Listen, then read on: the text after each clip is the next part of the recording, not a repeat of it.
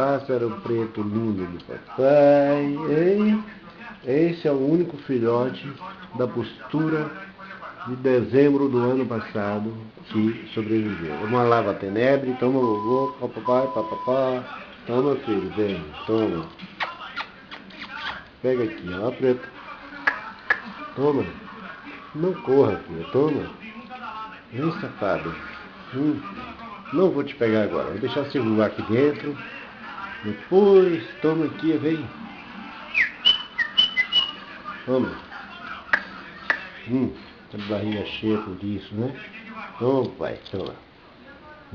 Pega. Eita, é o filhote, hein? Está fazendo isso com essas habilidades, tá vendo? Vamos, pai.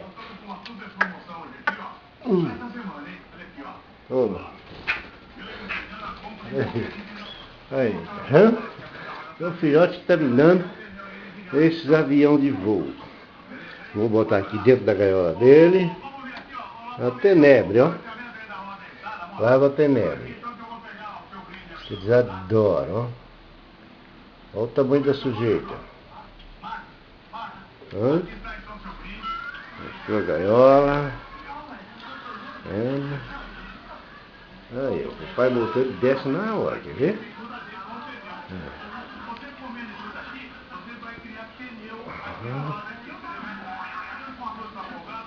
Então, porque ele está vendo as outras aqui, ó. Olha só, olha a quantidade. Esse lava tenebre. Ele fica louco. Ó, preto, dentro da sua gaiola.